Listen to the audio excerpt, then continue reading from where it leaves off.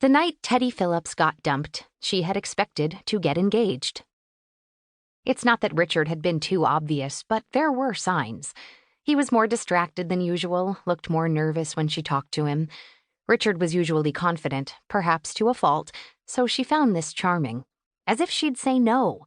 As if she'd say anything other than, "Yes, I want to marry you and be with you until death do us part," after which Richard would pick her up and spin her around. Richard had asked her that morning if they could talk that night, so she decided to set the mood by making one of his favorite meals, spaghetti and meatballs.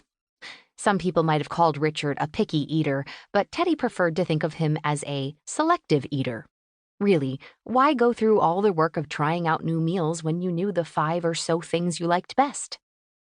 Was she disappointed when she came home from her shift at work to discover that the apartment looked the same as it always had? A bit. But after 6 years together, she knew not to expect rose petals on the floor or Richard waiting for her by candlelight down on one knee, asking her to make him the happiest man in the world.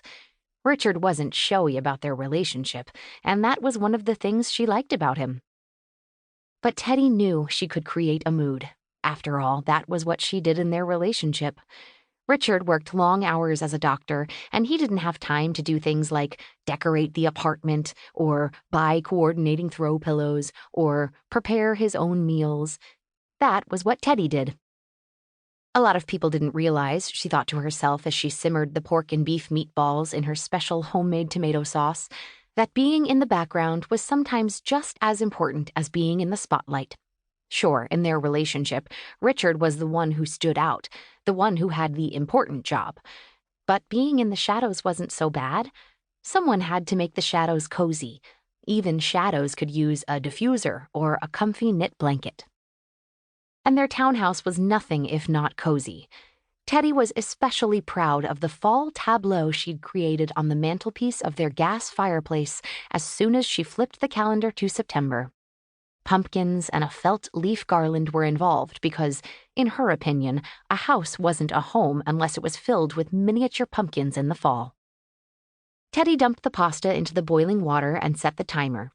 Humming to herself, she lit candles on the table, then took out her phone to choose some music. This was the first time she'd considered the question, what music would I like to get engaged to?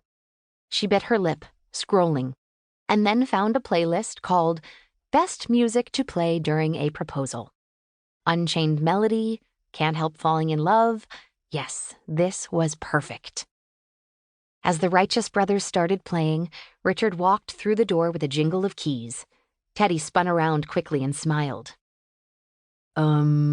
Richard said, looking around in confusion. Okay, so this wasn't exactly the reaction Teddy wanted. No matter. "Hey, you," she said as the timer went off. She grabbed her strainer and carried the pot to the sink. "Just thought I'd make things special for tonight." Richard still hadn't moved from the doorway. After Teddy strained the pasta, she crossed the room and closed the door behind him. "How was work today?" she asked. He blinked. "It was fine. This is just surprising." He sniffed.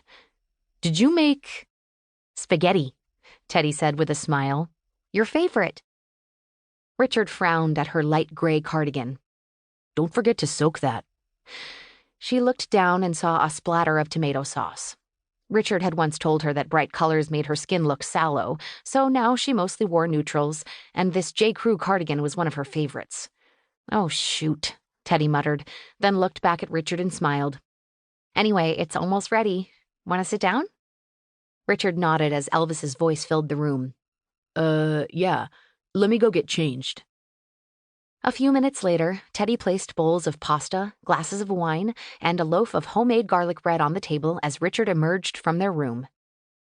He sat down without a word, so Teddy followed suit. He took a bite in silence, so she did the same. He's probably worried, she told herself.